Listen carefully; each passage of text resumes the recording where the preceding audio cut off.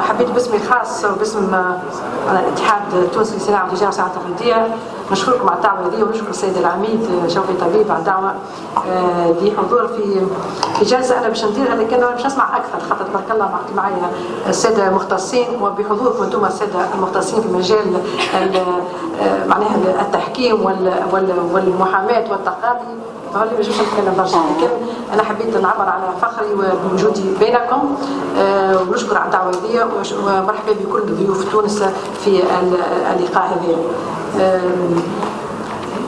التحكيم والوسائل البديله لفض النزاعات، وطلب مني انا باش نعطي الكلمه ومش باش ندير الحوار صراحه في حول معناها التحكيم ومحيط الاعمال رؤيه المؤسسه الاقتصاديه.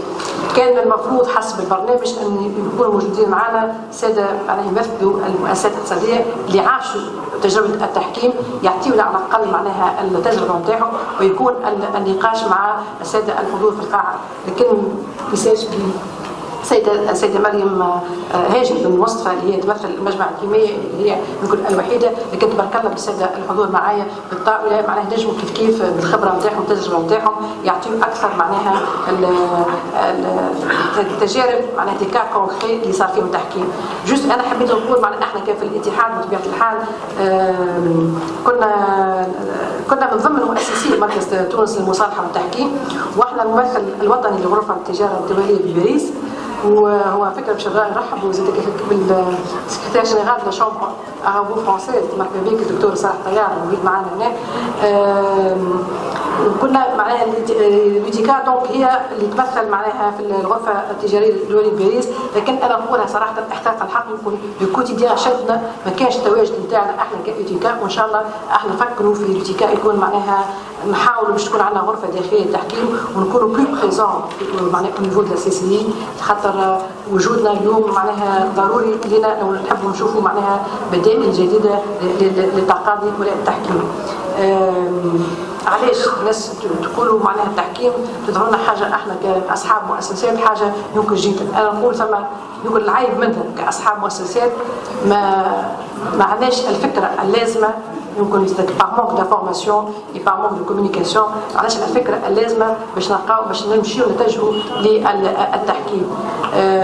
ممكن طريقه هي معناها التقاضي العادي هو اكثر الشركات، لكن التحكيم لو فيه معناها انسان يقوم بالكونترا يفكر ينجم يربح برشا وقت ويربح اكثر، يمكن معناها في تعرف الاحكام تكون تتعدل، يكون في سورتو يكون ان اربيتراج بين الناس اللي عندهم اختصاص.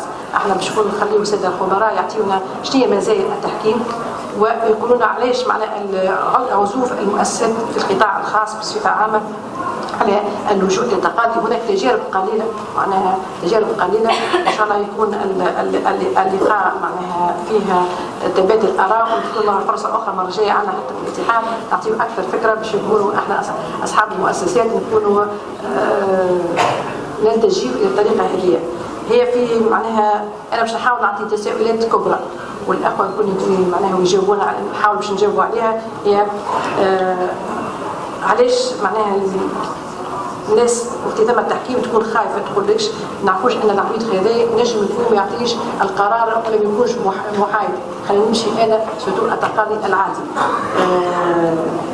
كيف العلاقه معناها بالمعاملات والعقود اللي فيها شرط تحكيمي ساعه معناها الانسان كي يوقع معناها عقد نجم تكون في اخر سطر اللي هو اللجوء بدون ما يراها السيد معناها ويمشي ديما التقاضي العادي ينسى اللي ثم معناها انكلوز اللي فيها هو الحقوق على الاربيتراج. كيف علاش معناها احنا اسكو اصحاب المؤسسات يحبوا معناها التحكيم الداخلي او الدولي، وشو هو الفرق بين هذا وهذا، وشو احنا المنفعه نتاعنا وشو الربح نتاعنا. كيف معناها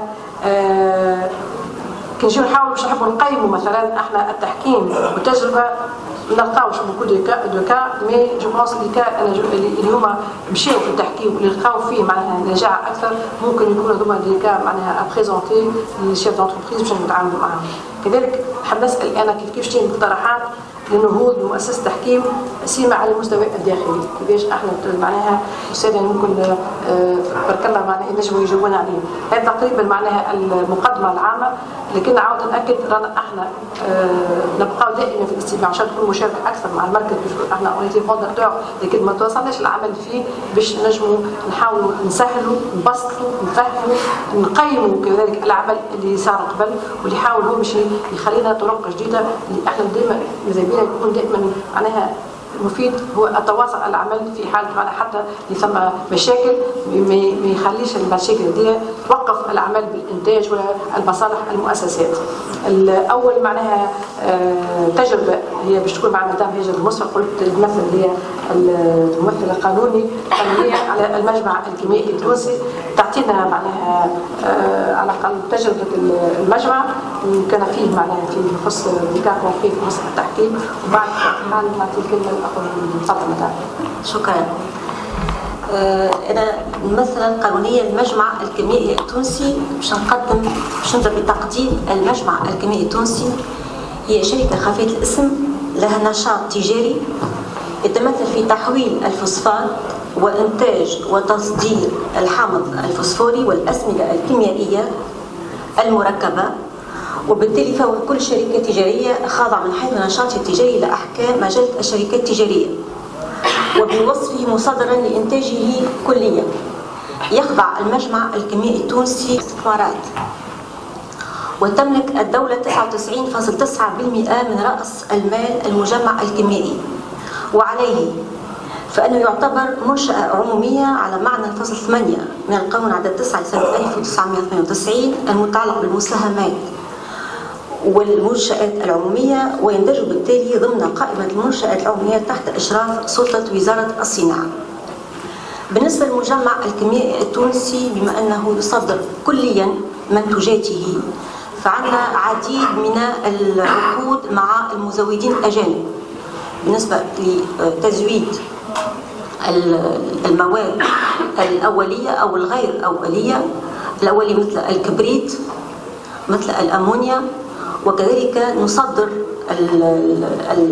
الفوسفات والحامض الفوسفوري والأسمدة الكيميائية. وبالنسبة لهذه العقود فهناك يقع اللجوء إلى القانون التونسي وإلى المحاكم التونسية أو السعي إلى التحكيم بتونس، وعند رفض المزود فإنه نرجع إلى التحكيم بعد عدة نقاش، نرجع إلى التحكيم المؤسساتي أو التحكيم الغير المؤسساتي. بالنسبة للمجمع الكيميائي التونسي عاش وما زال يعيش تجارب تحكيمية بتونس وكذلك بالخارج، وهناك بالخارج يعني بلندن هناك قضايا تحكيمية، وبباريس. وثقافة التحكيم نجم نقول أنها غير منتشرة بالمؤسسات. وأريد التساؤل هنا باعتبار يعني ممثل المجمع الكيميائي التونسي، لماذا هذا النقص في الاهتمام بالتحكيم لدى المؤسسات؟ هل مرده أسباب داخلية المؤسسة؟ أظن لا، أظن أنه تقصير من كل مسؤول عن بث ثقافة التحكيم لدى المؤسسات، لأن هناك نقص في بث هذه التحكيم، معناش تجارب كبيرة في التحكيم.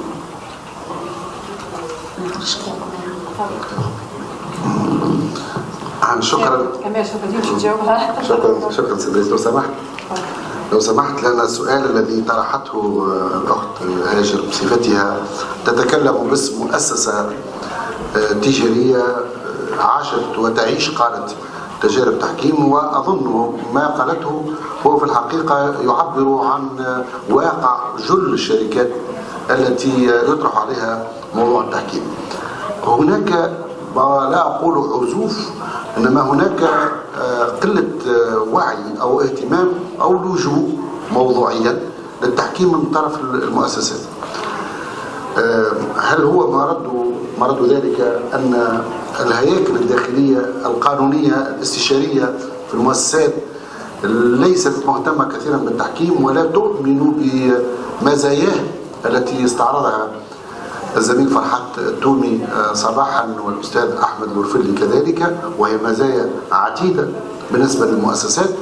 أما هو كما قالت هي أو رأت أن ذلك يرجع إلى تقصير من جانب المؤسسات المسؤولة عن بث ونشر ثقافة التحكيم. صحيح التحكيم ثقافة، ولكن لنتفق، لا أظن من موقعي وهذا نقاش أن هذه المؤسسات المسؤولة عن بث ثقافة التحكيم مقصرة. مركز التحكيم هذا أنا عشت معه عديد الملتقيات، وجلكم كان حاضر معنا في ملتقيات سابقة. كليات الحقوق كلها في تونس لا توجد كلية في تونس كلية حقوق ليس فيها مخبر يهتم بآليات فض النزاع بالتحكيم. المجلات، المقالات، رجال القضاء، عندنا قضاة مختصين، دوائر مختصة في التحكيم في محكمة الصناف وفي محكمة التعقيب، المحامين، عندنا مستشارين، عندنا متدخلين. يعني من حيث الاهتمام ومحاولات نشر الثقافة المحاولات موجودة. إنما أرى أن هناك نوع من مشكلة، لست أدري إن كان مشكلة ثقة أو وضع التحكيم في مجاله الصحيح بالنسبة للمؤسسة. وهنا المؤسسات على السواء، سواء كانت المؤسسات العمومية تتبع الدولة أو المؤسسات الخاصة 100%، كيف ثم نوع من الاحتراز، من التخوف من التحكيم. ربما في قناعاتنا احنا الباطنية هناك إيمان بأن القضاء الوحيد في الدنيا هو قضاء الدولة، وأن القضاء لا يعقل أن يكون بين أيدي خواص. لكن أقول أن في مقابل كل هذه المجهودات النظرية في نشر ثقافة التحكيم، ثم في المقابل هذا الركود على مستوى المؤسسات. هنا أنا سعيد جدا بأن تكون رئاسة الجلسة عند السيدة وداد بوشمال باعتبارها تمثل الهيكل الأعلى للمؤسسات في تونس، وربما من موقع، وهي عضوة مكونة ومؤسسة لمركز التحكيم بتونس، وهي من موقعها مواقع الاتحاد هي التي ربما ستتولى معالجة هذا الموضوع للحد من هذه الظاهرة والمضي قدما في التحكيم، علما وأن التحكيم نتحدث على تونس وعلى المؤسسات التونسية ليس حكرا على المؤسسات التونسية. تونس قد تكون بلدا مختارا لتحكيم دولي، وربما هذا هو المقصود. نحن لنا أجوار نعتز بجيرتهم، ولكن بعض الأجوار عندهم مشاكل اقتصادية مرتبطة بالمشاكل السياسية اللي يعيشها البلد. وتونس تبقى رغم ما مرت به من ظروف بلدا هادئا يوفر أرضية طيبة للتحكيم، ثم أنه يزخر بالطاقات الإنسانية القانونية، وله سمعة طيبة في هذا المجال في العالم. فأرى أن المتدخلين الاقتصاديين يجب أن يركزوا أكثر على هذا الموضوع ويعطيوا ظلم نوعا ما للموضوع، ويعلموا وسيعلمون أن التحكيم فيه أنواع. فيه تحكيم حر ليس هو مضطرا بأن يلجأ إلى مؤسسة تحكيم لادوك، يمشي يختار تحكيم حسب مجلة وضعتها تونس، وضعها المشرع التونسي. ثم أن هناك التحكيم المؤسساتي، والتحكيم المؤسساتي في حد ذاته يوفر داخليا وعالميا خيارات كثيرة. عنده خيارات، احنا بيننا اليوم بينجي أكبر مؤسسة عالمية وهي لا سي سي، وعندنا أيضا l'Association française d'arbitrage، le Centre tunisien d'arbitrage. هذه كل مؤسسات تحكيمية لها نظامها التحكيمي ويمكن اللجوء إليها والاتفاق على أن يكون التحكيم في ظل مؤسستها وتحت رعايتها. هذا يتطلب إذن اهتمام أكثر من ناحية، أنا عكس الصورة، من ناحية المتدخلين الاقتصاديين، لأنه ما أظنش أن رجال القانون قصروا، بالعكس هم أحيانا يعاب عليهم أنهم يقوموا بملتقيات أكثر من يقوموا بتحكيمات، وهذا صحيح. تنجبك يعني نهار تقول لي انتم ما قصرتوش بالكش احنا قصرنا لا. انا نقول شوف راهو معناها لازم نشوفوا النسيج الاقتصادي في تونس هو تقريبا اكثر من 85% مؤسسات صغرى اللي صراحه ما تلتجيش وما تفكرش باش اللجوء الى التحكيم معناها دي تي بي او دي بي ام او اي ثم كالكو غران جروب دونك معناها مانيش برشا دونك انا نقول ماهوش عزوف على معناها على سوء نية ولا عدم وعي لا لان لا بخلاف التكلفه ما يفكرش لان مواضيع انت معناها مازالت راهي سو المونتاليتي باش تعمل معناها باش الانسان يحط قيمه في الكونترا شكون يبدا منظم اللي عنده مسؤول قانوني في المؤسسه نتاعو هو يفكر مع جينيرالمون قلت لك انا معناها المؤسسات اللي في تونس ولا السياسه الاقتصادي في تونس كل المؤسسات الصغرى ماهوش بصفه معناها ضروريه يكون عندهم ان كونسيي معناها جوريديك ولا قليل وقتاش يلتجي وقت اللي يوصل قدام المشكله اما باش يبدا يحضر سابقا معناها هذا الواقع نتاعنا ومش قلت وعي قلت انا عاد يمكن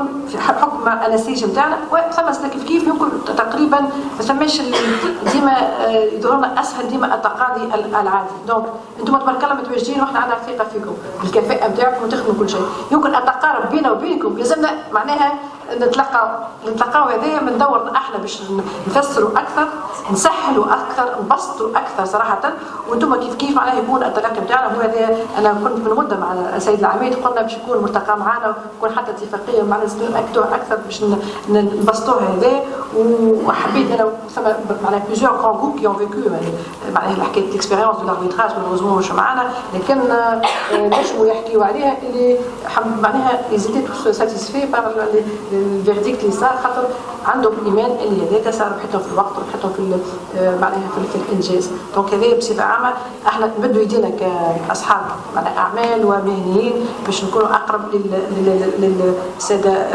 معناها لي زاربيتر هكا المحكمين سي تفضل سيد العميد تفضل ربما من المشاكل أستاذ كمال قال الحقوقيين مش مقصرين إذا نعدلوا شوية من الموقف هذا الحقوقيين مقصرين في الجانب الإعلامي لأنه ثقافة التحكيم ثقافة ولا بد من نشرها ومن نشرها لدى المتعاطين مع القضايا المهم مش أنه تكون مؤسسة كبرى باش هي تلجأ للتحكيم ثم مؤسسات متوسطة وصغرى وجميع القضايا براتيكمون حاليا الموجودين في تونس في التحكيم الداخلي من مؤسسات متوسطة ولذلك ثم عمل كبير جدا يجب القيام به لنشر ثقافة التحكيم وكذلك نشر ثقافة التحكيم لدى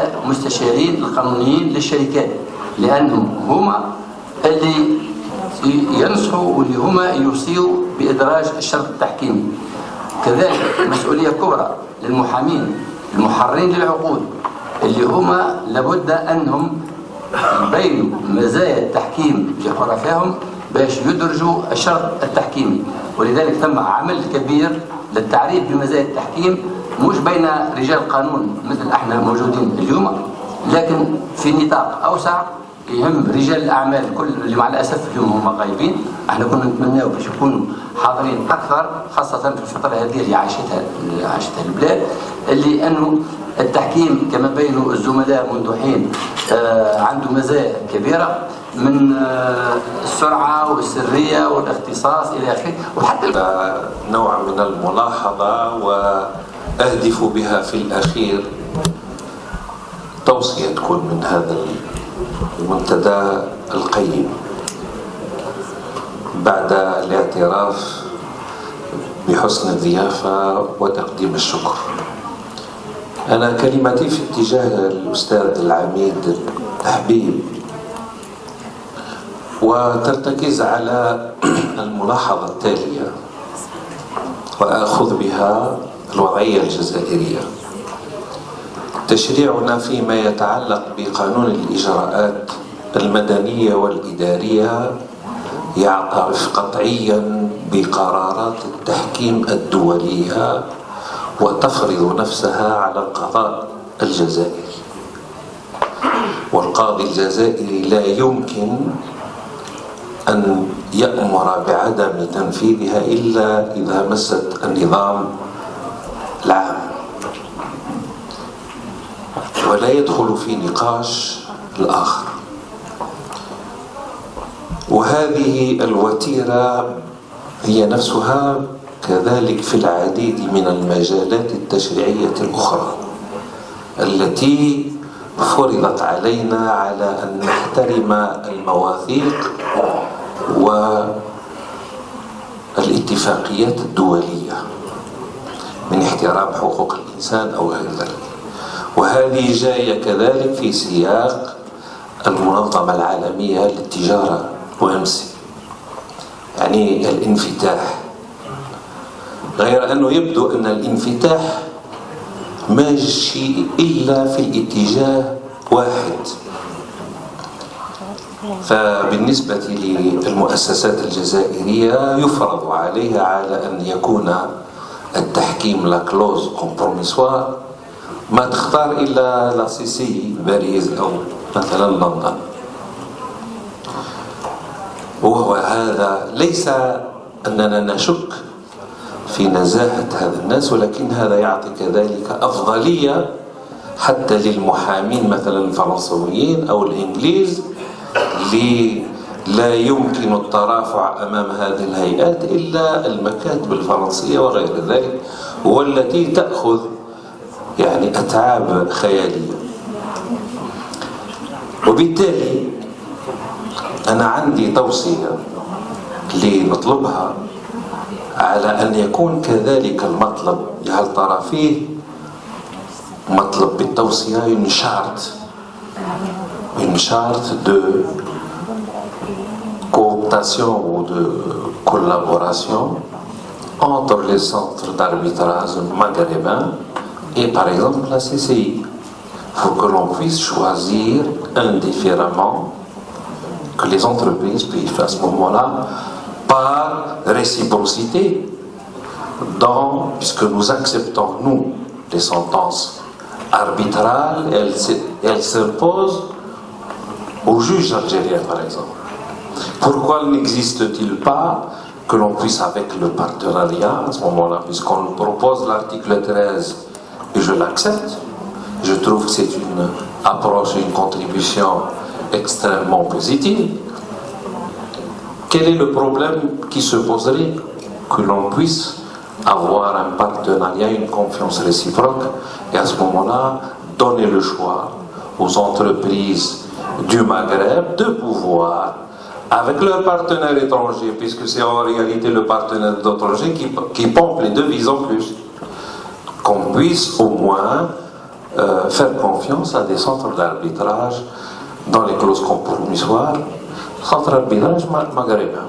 Et ça serait une recommandation qui est tout à fait légitime et justifiée, que je voudrais proposer bien sûr à ce colloque. Je vous remercie.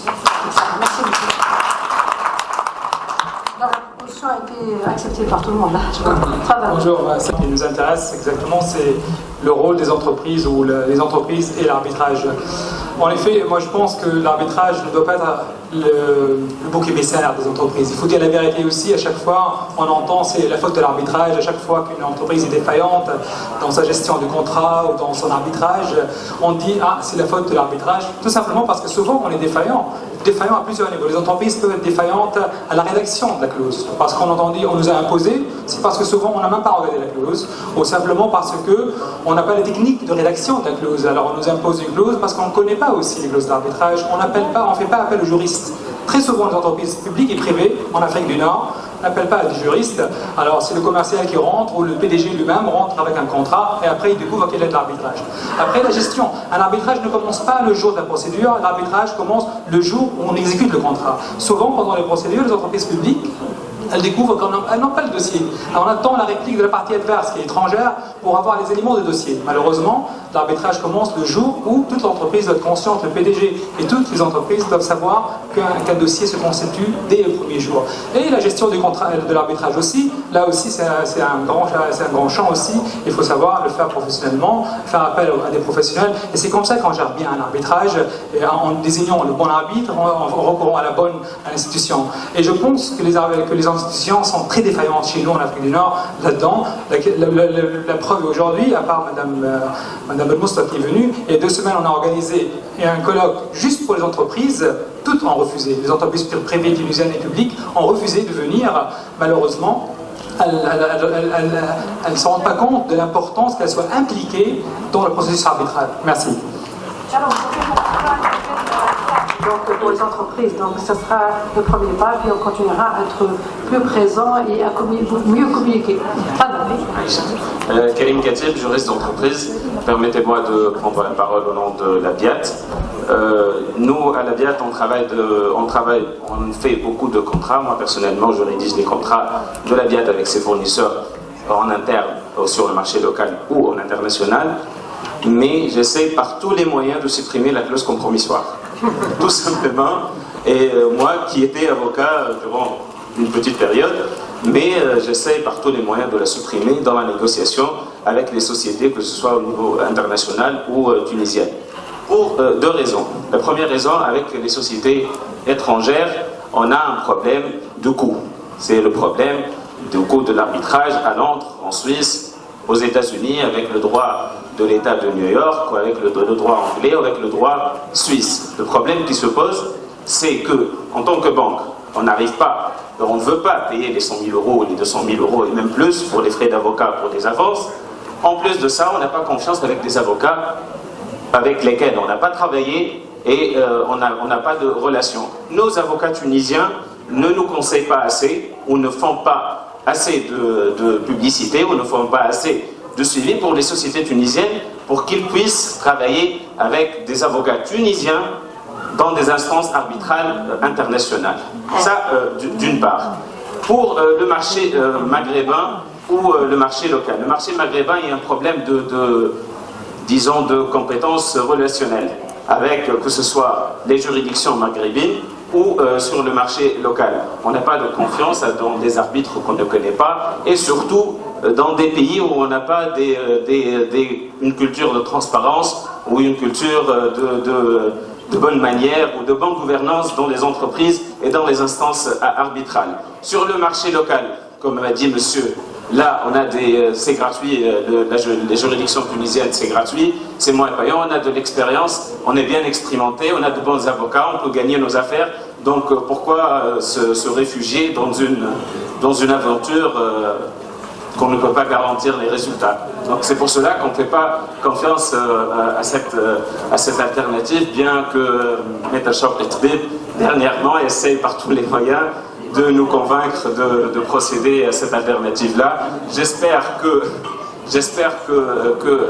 toute la conjoncture, tout le contexte change vers une situation positive à laquelle toutes les entreprises tunisiennes, même les groupes financiers ou même les grandes entreprises peuvent adhérer pour que les PME et les petites entreprises suivent après. Merci beaucoup.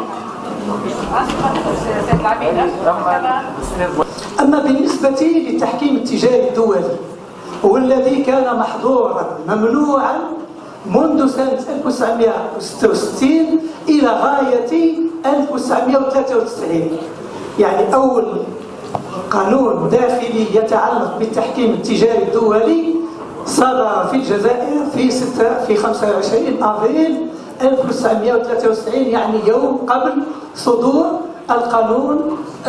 قانون التحكيم في تونس بيوم واحد.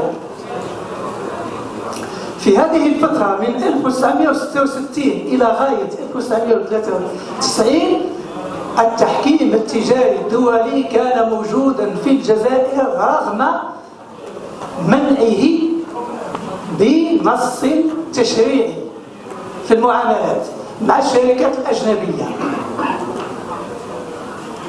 الإشكال المطروح، وقد تطرق أحد المتدخلين إلى المسألة بالنسبة لنا وأظن في الدول المغاربية كلها، هي مسألة العقد، مسألة كيفية صيغة كتابة العقد.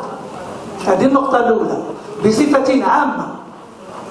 لماذا؟ لأن عموما حبيت باسمي الخاص وباسم الاتحاد التونسي للصناعة والتجارة والصناعة التقليدية نشكركم على الدعوه هذه ونشكر السيد العميد شوقي طبيب على الدعوه لحضور في جلسه انا باش نديرها، لكن انا باش نسمع اكثر خاطر تبارك الله معايا الساده المختصين، وبحضوركم انتم الساده المختصين في مجال معناها التحكيم والمحاماه والتقاضي، فهل ما نجمش نتكلم برشا، لكن انا حبيت نعبر على فخري وبوجودي بينكم ونشكر على الدعوه هذه ومرحبا بكل ضيوف تونس في اللقاء هذا. التحكيم والوسائل البديله لفض النزاعات، وطلب مني اني باش نعطي الكلمه مش باش ندير الحوار صراحه في حول معناها التحكيم ومحيط الاعمال رؤيه المؤسسه الاقتصاديه. كان المفروض حسب البرنامج ان يكونوا موجودين معنا ساده معناها يمثلوا المؤسسات الاقتصاديه اللي عاشوا تجربه التحكيم، يعطيونا على الاقل معناها التجربه نتاعهم، ويكون النقاش مع الساده الحضور في القاعه. لكن مساج السيدة مريم هاجم بن مصطفى اللي هي تمثل المجمع الكيميائي اللي هي نقول الوحيدة، لكن تبارك الله بالسادة الحضور معايا بالطاولة معناها نجموا كيف بالخبرة نتاعهم والتجربة نتاعهم يعطيو أكثر معناها التجارب معناها دي كا كونكري اللي صار فيهم تحكيم. جوست أنا حبيت نقول معناها احنا كيف الاتحاد بطبيعة الحال كنا من ضمن مؤسسين مركز تونس للمصالحة والتحكيم، واحنا الممثل الوطني لغرفة التجارة الدولية بباريس، وهو فكره باش نرحبوا زيد بالسكرتير جينيرال دو شامبر ارابو فرونسيز، مرحبا بك الدكتور صالح طيار موجود معنا هنا. كنا معناها لوتيكا دونك هي اللي تمثل معناها في الغرفه التجاريه الدوليه بباريس، لكن انا نقولها صراحه احقاق الحق نكون الكوتيديان شدنا ما كانش التواجد نتاعنا احنا كاوتيكا، وان شاء الله احنا نفكروا في لوتيكا يكون معناها نحاولوا باش تكون عندنا غرفه داخليه للتحكيم ونكونوا بلو بريزون معناها au niveau de la CCI، خاطر وجودنا اليوم معناها ضروري لنا او نحبوا نشوفوا معناها بدائل جديده للتقاضي ولا التحكيم. علاش الناس تقولوا معناها التحكيم تظهر لنا حاجه احنا كاصحاب مؤسسات حاجه يمكن جدا، انا نقول ثم يمكن العيب منها كاصحاب مؤسسات ما عندناش الفكره اللازمه، يمكن par manque d'information et par manque de communication علاش الفكره اللازمه باش نلقاو باش نمشيو نتجهوا للتحكيم. ممكن طريقه هي معناها التقاضي العادي هو اكثر الشركات، لكن التحكيم لو فيه معناها انسان يقوم بالكونترا يفكر ينجم يربح برشا وقت ويربح اكثر، يمكن معناها في تعرف الاحكام تكون تتعدى، يكون في سورتو يكون ان اربيتراج بين الناس اللي عندهم اختصاص. احنا باش نخليو الساده الخبراء يعطيونا شنو هي مزايا التحكيم ويقولوا لنا علاش معناها عزوف المؤسسات في القطاع الخاص بصفه عامه على اللجوء للتقاضي. هناك تجارب قليله معناها تجارب قليله، ان شاء الله يكون اللقاء معناها فيها تبادل اراء وتكون فرصه اخرى مره جايه عندنا حتى في الاتحاد نعطيو اكثر فكره باش يكونوا احنا اصحاب المؤسسات نكونوا نلتجئوا الى الطريقه هذه. هي في معناها انا باش نحاول نعطي تساؤلات كبرى والاخوه يكونوا معناها يجاوبونا نحاول باش نجاوبوا عليها. هي علاش معناها الناس وقت ثم التحكيم تكون خايفه تقول لكش نعرفوش ان العبيد هذا نجم يكون ما يعطيش القرار ولا ما يكونش محايد، خلينا نمشي انا سورتو التقاضي العادي. كيف العلاقه معناها بالمعاملات والعقود اللي فيها شرط تحكيمي ساعه معناها انسان كي يوقع معناها عقد نجم تكون في اخر سطر اللي هو اللجوء بدون ما يراها السيد معناها ويمشي ديما التقاضي العادي ينسى اللي ثم معناها انكلوز اللي فيها هو الحقوق على الاربيتراج. كيف علاش معناها احنا اسكو اصحاب المؤسسات يحبوا معناها التحكيم الداخلي او الدولي، وشو هو الفرق بين هذا وهذا، وشو احنا المنفعه نتاعنا وشو الربح نتاعنا. كيف معناها كي نجيو نحاولوا باش نحبوا نقيموا مثلا احنا التحكيم والتجربه ما نلقاوش بوكو دو كا مي جو بونس اللي هما مشاو في التحكيم واللي لقاو فيه معناها نجاح اكثر ممكن يكونوا هما دي كا معناها ابريزونتي للشيف دونتربريز باش نتعاملوا معاهم. كذلك حاب نسال انا كيف تجي مقترحات لنهوض بمؤسسه تحكيم سيما على المستوى الداخلي. كيفاش احنا معناها استاذ ممكن بارك الله معناها ينجموا يجاوبونا عليه.